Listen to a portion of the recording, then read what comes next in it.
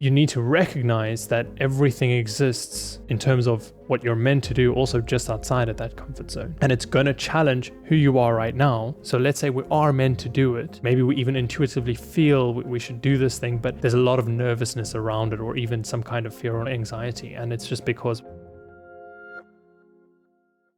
Hey, welcome. If you're new, I'm Ken. I help spiritual coaches, facilitators, and soul-led leaders expand their capacity for impact and fully hold the mission they know they came for. This video comes from one of our monthly Q&A events. Today's question is... I've been having a hard time differentiating if me acting on something that is not flowing easily as my internal resistance, or if it simply isn't divinely aligned for me. I know intuitive insights are supposed to be subtle, but I keep feeling like I'm missing the signs. How can I clearly know if what I'm feeling is just fear of the unknown or if it's a genuine intuitive warning? That's a very, very key question.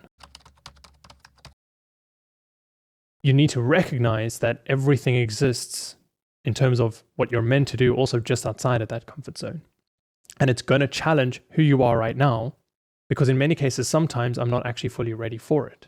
And that's why it could bring up fear. It's not to say, oh, fear means I need to run away and not do the thing. No, what it means is fear is saying, hey, there's something within me that I need to reflect on. And so it's got nothing to do even with whether it is intuition or whether it is resistance, right? Because in many cases, regardless of what it is, we want to understand, okay, what is bringing up this fear within me? And when we can start to delve into that curious aspect of understanding, then we can see it more in observational style. But how can we move into a place where we're more in the flow of our intuition, and so therefore we're not in a limbo of what we should be doing and what we shouldn't be doing, and whether it's fear or whether it's this or whether it's that. And like I said before, trust. That is why it's such a powerful muscle that you have to develop, because it becomes an instinct that you don't have to second guess. It's something you act on almost immediately. But now, how can we manage and navigate this aspect of, let's say, maybe anxiety or nervousness or fear to do something? So let's say we are meant to do it.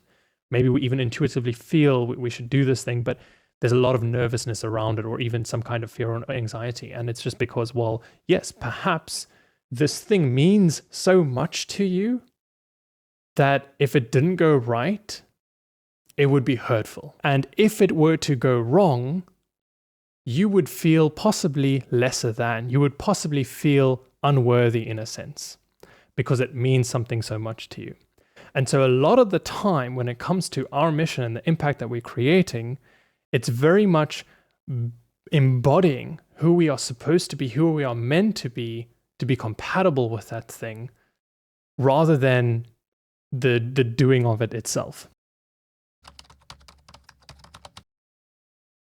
Before we get back to the video, if you're a coach, facilitator, or practitioner, and you know you are here for a mission, to be part of a shift and create a great impact, then I have a gift for you. See, it's my mission to help soul-led leaders to get to their next level of impact by tapping into their full power and intuitive clarity to fully hold the frequency they are meant for. Most tools and methods out there can only get you so far in this journey, and it's my job to share channel systems and tools for your next level. So take the 30-second quiz to receive a premium activation meditation tailored to your specific mission goals. This is the same caliber of tool that my private clients use, and it activates that power within you in just 15 minutes a day. So enjoy. The link is down below. Now, it's always going to exist out of your comfort zone in a sense. And so when you're always on that line, you know you're growing, right? And you know that you are expanding your horizons in a sense.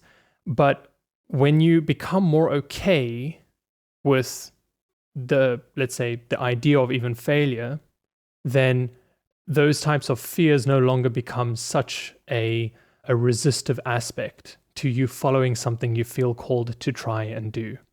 So in many cases, this intuitive, okay, whether I should or shouldn't do something is not always the key, because sometimes the universe will make everything go wrong. And you would think, man, I'm not meant to do this thing. Like every roadblock there is, I've come across now. And you would think, oh, I have to give up on this. Like clearly it's not meant to be.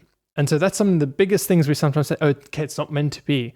But sometimes it could just be like, hey, no, it's just not meant to be right now. Because perhaps there's something you need to work on to be ready for that first. And often it would come from places of resistance and fear. So it's neither one or the other. It's actually a combination of working with both. It's understanding, okay, well, if it reflects this emotional response, what is it within me that doesn't feel worthy or ready or whatever the case is to do these things or to be this person or to create this thing or to share my voice or whatever the case is? And how can I feel more okay with that, essentially? Because when we feel more comfortable, when we feel more okay, when we feel less fear, then intuition can flow quite easily because there's nothing in resistance of it. So again, it's very much still managing that and accepting that and acknowledging that the guidance system of your emotions, the guidance system of the world that is reflecting things to you, as well as the guidance system of your intuitive calling, your intuitive nose telling you different things about different situations. This boils down to just simply trust. So we got to practice that trust. Now, how can we do it? Well, we do it with small things, because if we're going to try and trust ourselves with a big decision, there's too much pressure in our head, and then we fall back to conditioning and, old habits in a sense. But when it comes to even the small things, recognizing it, being aware, is one of the greatest things you can do, is trusting and recognizing. So when you recognize, oh, hold on, that was a synchronicity and this is what I felt, and then you recognize it, you acknowledge it, you're giving it a positive feedback mechanism in a sense, right? And that positive feedback mechanism is something that's going to help reinforce your learning of that intuition. Hey, real quick, it's my mission to create a butterfly effect by teaching leaders like you how to embody their greatest impact. I've already impacted over 4,000 soul-led people with my authentic business and intuition programs and coaching events. And the aim of this video is to reach even more spiritual teachers so we can start to make an even greater difference. So if that's you, click on the subscribe button. And if you know someone who would actually benefit from these insights, go ahead and share this video with them. Thank you for helping me with my mission and for helping them with theirs. The biggest thing you can do is realize that your intuition does work in subtleties. But the subtleties are what is powerful. The subtleties is where the answers are. And so we might see the top of the flight of the stairs and be like, oh, how do we get there? Or like, maybe I can't see the top of the stairs because I'm not at the top. But it doesn't matter what is at the top and how to get there or what it looks like, even if you can see it. It just matters that you're on the first step, and then take the second step, and then the third step, and the fourth step. And so you need to see, recognize, and act on the small thing in front of your nose right now. And so often we kind of toss them aside because it's like, oh, that's a small thing. But it's the small thing that leads to the next thing, that leads to the next thing, that leads to the next thing. And the way we really recognize these things is simply trust and acknowledgement. So when something comes into your awareness, whether it be seeing some numbers on a clock where it's like, whoa, I saw that again earlier this day, today, whatever, and I was thinking a similar thought, and then you're like, oh, whoa, and you acknowledge that. Even something as small as that is what helps continuously develop that mechanism of trust. And when you develop that instinct of trust first, there is more nuances that you can start to recognize. And so sometimes people are looking for these major revelations of your intuition saying, hey, buddy, let me share you a full page of what's happening right now, update today. And you're just like, great, thank you so much. Now I have the clarity and certainty to move forward. But that's not how it works. It is the subtleties. And it's the same when you can look at the sky And one person will see blue, another person will see so many different shades of blue, different tones, as well as all the details in the cloud. And so they have so much more information to understand the picture that they're seeing, where someone will just see a color without much variability. And the two people are seeing the same thing. The one is just noticing the subtleties and therefore has so much more information and understanding, seeing the bigger picture, seeing the greater sense and feedback of information. And our intuition works in exactly the same way. That's why the instinct of trust, as well as the mechanism to acknowledge even just the small things, is so powerful, because it allows us to see more and more of the steps that unfold in front of us, and it allows us to take more and more action on those small steps. And so more and more becomes revealed, and the more and more subtleties and nuance we can start to understand. And that is more, let's say, in the field of mastery when it comes to intuition. It is being able to differentiate such different nuances. For example, when I channel, it's a slightly different state to when I do an angelic recalibration. And to someone else, it would seem the same, but there's a subtle nuance of difference. And the more deep you go, the more subtle those things get.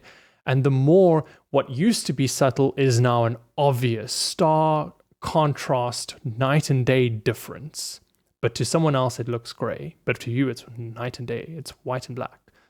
And so it is those subtleties, actually, rather than seeing a big thing, it's actually seeing the small things. Hey, it's me again. If you have any questions or thoughts, share them in the comments section down below, and I'll be happy to chat. And if you're looking for more intuitive guidance on your soul mission journey, then click on this video above, and I'll see you there. Until next time, bye.